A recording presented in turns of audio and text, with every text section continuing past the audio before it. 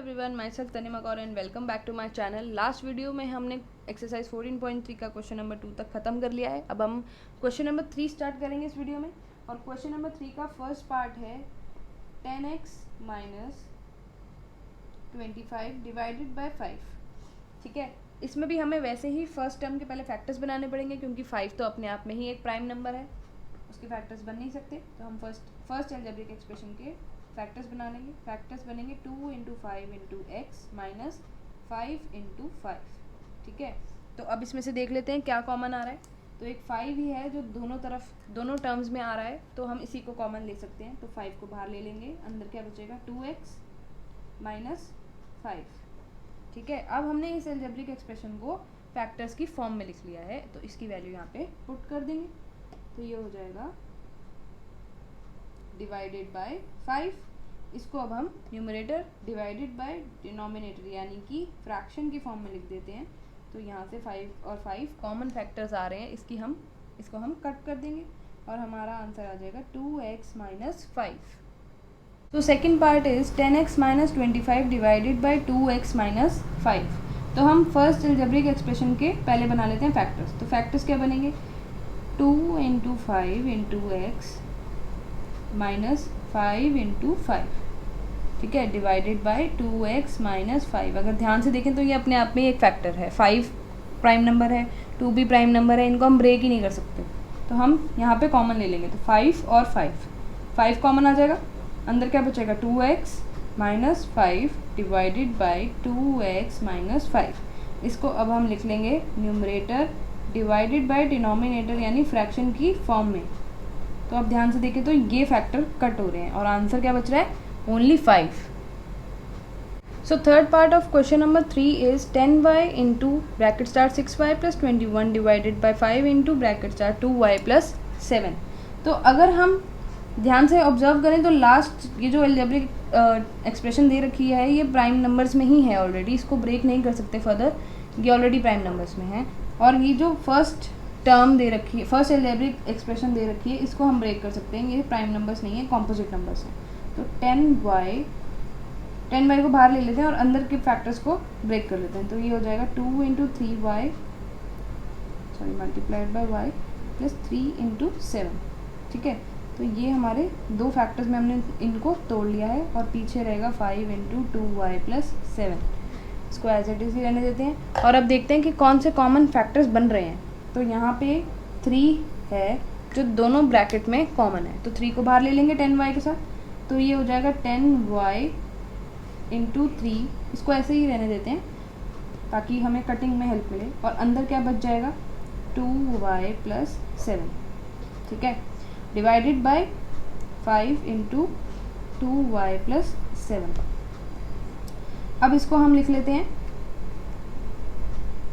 Numerator divided by denominator यानी fraction की form में। अब देखते हैं क्या क्या कट हो रहा है। तो ये ब्रैकेट की वैल्यू बिल्कुल सेम है, तो ये कट हो जाएगी और मल्टीप्लाई एज अ प्रोडक्ट है। ठीक है, और 5 2 ज़ा 10 होता है, तो ये हो जाएगा 2 इंटू 3 6y। तो answer would be 6y। So fourth part of question number 3 is 9x square y square multiplied by 3z minus 24 divided by 27xy multiplied by z minus 8। तो अब हम इन्हें फैक्टर्स की फॉर्म में ब्रेक कर लेते हैं, ब्रैकेट वाली ये जो फॉर्म है इसको। तो ये हो जाएगा 3 into z minus 2 into 2 into 2 into 3। 24 के फैक्टर्स हैं ये, divided by 27xy z minus 8। अब हम देखेंगे कि ब्रैकेट में से कौन से फैक्टर्स हैं जो कॉमन आ रहे हैं, उन्हें मार्क कर लेते हैं। 3 और 3, सिर्फ 3 ही है जो एक कॉमन फैक्टर बन रहा है और उसे हम बाहर निकाल लेंगे। तो ये कुछ बन जाएगा ऐसे इंटू 3 और ब्रैकेट में रह जाएगा z minus 2 into 2 into 2 is 8 divided by 27xy z minus 8। ठीक है, अब इसको मल्टीप्लाई कर सकते हैं 9 इंटू 3, तो ये हो जाएगा 27x square y square into z minus 8 divided by 27xy z minus 8। अब हम इसे फ्रैक्शन की फॉर्म में लिख लेते हैं।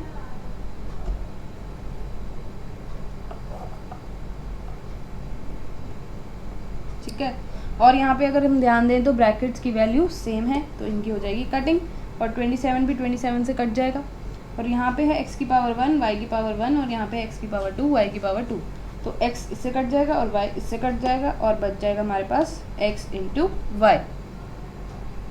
Last part of question number 3 is 96abc multiplied by 3a minus 12 multiplied by 5b minus 30 divided by 144 multiplied by a minus 4 multiplied by b minus 6। तो अगर हम यहाँ ध्यान से ऑब्जर्व करें तो 3a माइनस 12 में से 3 कॉमन फैक्टर आ सकता है, क्योंकि 3 और 12 दोनों सेम टेबल में आते हैं और 12 का फैक्टर एक 3 भी होगा, ठीक है। ऐसे ही पीछे है 5 और 30 भी सेम टेबल के हैं, तो 30 का भी एक फैक्टर 5 होगा। तो ऐसे कर लेते हैं, इनको पहले इनमें से कॉमन फैक्टर्स बाहर निकाल लेते हैं, तो इनको ब्रेक कर लेते हैं पहले फैक्टर के फॉर्म में। 12 का फैक्टर होगा 2 इंटू 2 इंटू 3 ब्रैकेट क्लोज, ये हो जाएगा 5 into b minus 2 into 3 into 5।